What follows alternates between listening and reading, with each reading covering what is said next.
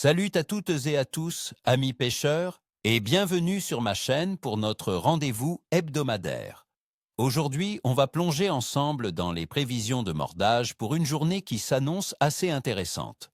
Je parle bien sûr du 26 octobre 2025.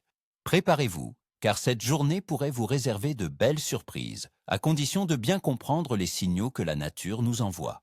Je vais vous expliquer pourquoi ce jour sera spécial et comment en tirer le meilleur parti. Accrochez-vous car on décortique tout ça ensemble. Passons maintenant aux espèces qui devraient être les plus actives en cette fin de mois d'octobre.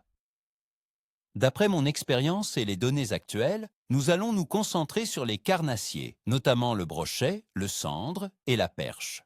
Ce sont les rois de l'automne, mes amis, et ils se préparent activement pour l'hiver.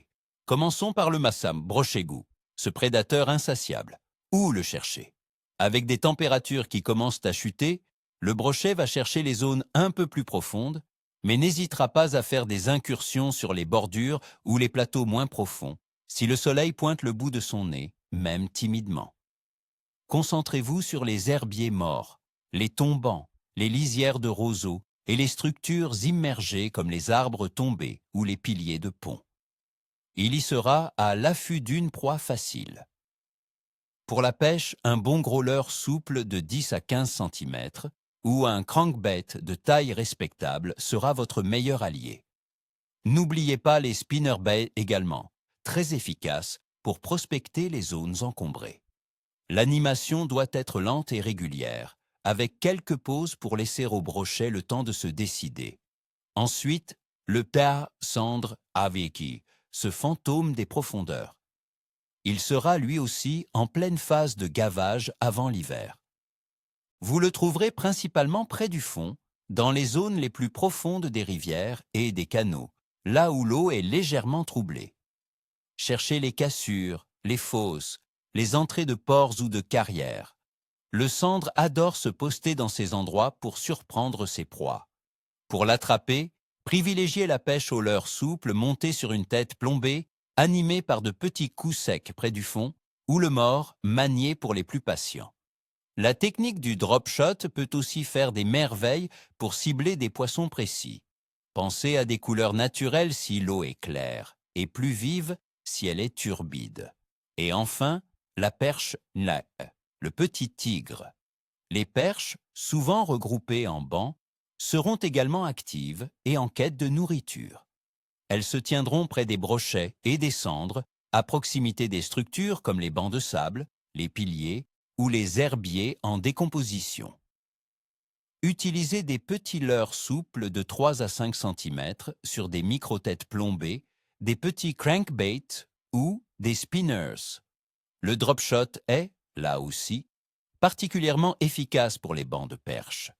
N'hésitez pas à rester mobile pour trouver ces bancs. Maintenant, décortiquons les conditions générales pour le 26 octobre 2025. Côté météo, nous aurons une journée plutôt nuageuse avec une température de l'air oscillant entre 7 et 8 degrés Celsius. Une légère pluie est prévue la nuit, avec environ 4,7 mm de précipitations.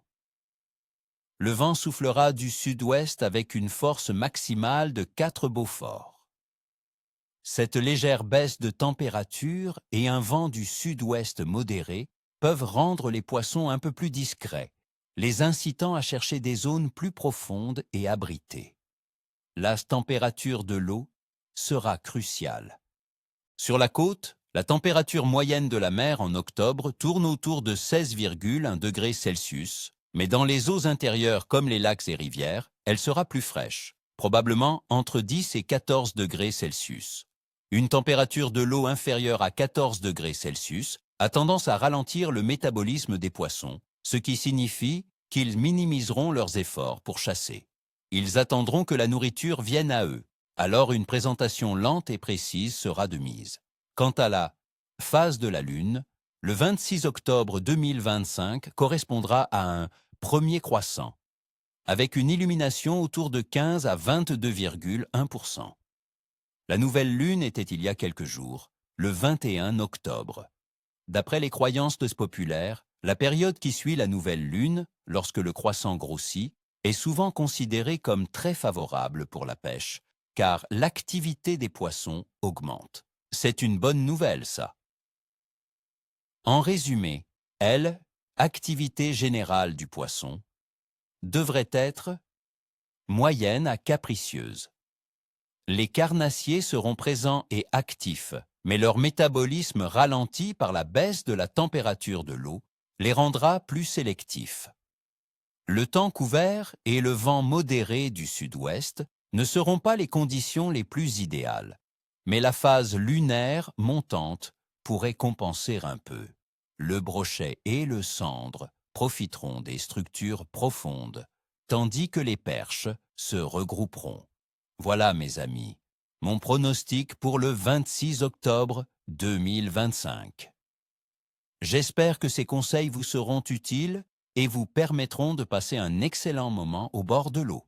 N'oubliez pas d'adapter votre approche aux conditions réelles sur place. Je vous souhaite à toutes et à tous une excellente pêche, ni queue ni tête.